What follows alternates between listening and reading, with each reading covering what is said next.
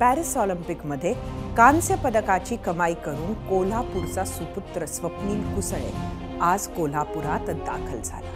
कोल्हापूर जिल्हा प्रशासनाच्या वतीने स्वप्नीलचं जंगी स्वागत करण्यात आलं।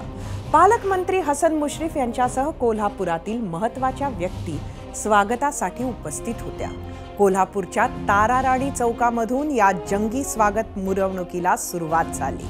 दसरा चौकापर्यंत 3 ठिकाणी स्वप्नीलवर हेलिकॉप्टरने पुष्पवृष्टी करण्यात आली। त्यानंतर दसरा चौकात भव्य सत्कार समारंभ पार पडला। नाही म्हणायला या नितांत सुंदर सोहळ्याला पोलिसांच्या अरेरावीनं गालबोट लागलं। रॅली कव्हर करणाऱ्या एबीपी माझाचे कॅमेरामन निलेश शेवाळे यांना पोलीस अधीक्षकांकडूनच धक्काबुक्की करण्यात आली। माजी गृहमंत्री सतेज पाटील यांनी या धक्कादायक प्रकाराकडे लक्ष वेधत संताप व्यक्त केला।